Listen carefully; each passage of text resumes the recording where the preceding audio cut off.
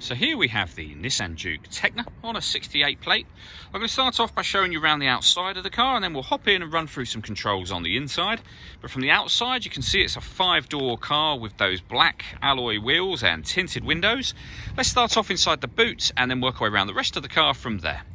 So as we approach the boot, you can see that we have plenty of boot space along with that 60/40 split folding rear seat.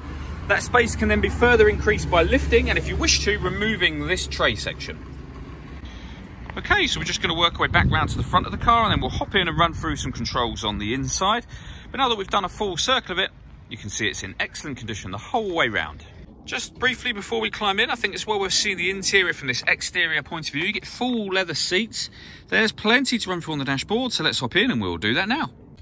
So now that we're inside the car, we're going to start with the dials. On the left-hand side, we have the rev counter, and on the right-hand side, the speedometer. In the middle, you can see the total miles for this car, which are 13,793. If we back out to the steering wheel, on the left-hand side, we have stereo controls and phone controls, and on the right-hand side, both cruise control and speed limiter.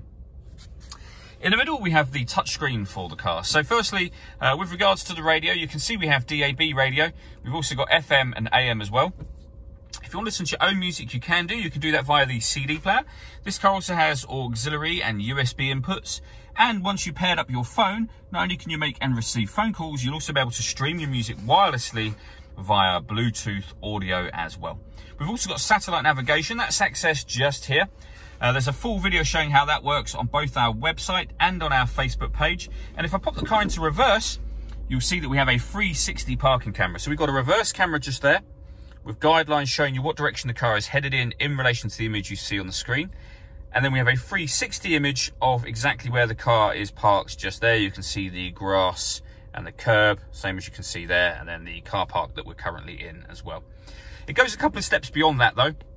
If we press the camera button, we get a front-facing camera and that same bird's eye view, or a front-facing camera and the front passenger side wheel. So with all of those cameras, it does make it very easy to park this car.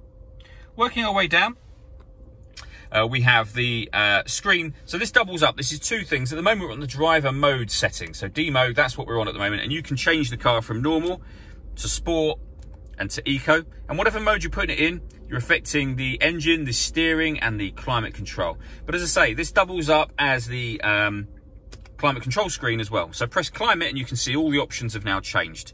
So we have now got the ability to change the temperature, the fan speed, the direction that we have the air being directed in. And when you're happy with all of those settings, that button turns the air conditioning on and off. So it's on at the moment, so off, back on again. Or you can push this button in to put it onto auto. The car will now maintain that temperature by taking full control of the fan speed for you. And you can override that simply by readjusting the fans at any point in time. Below that, we have a 12-volt charging socket, as well as the auxiliary and USB inputs that I mentioned a moment ago. And then a 5-speed manual gearbox. All that leaves me to say is thank you for taking the time to watch this video. If you'd like to come and see the car in person and have a test drive, please feel free to call any of our MJA sites. We'd love to hear from you soon.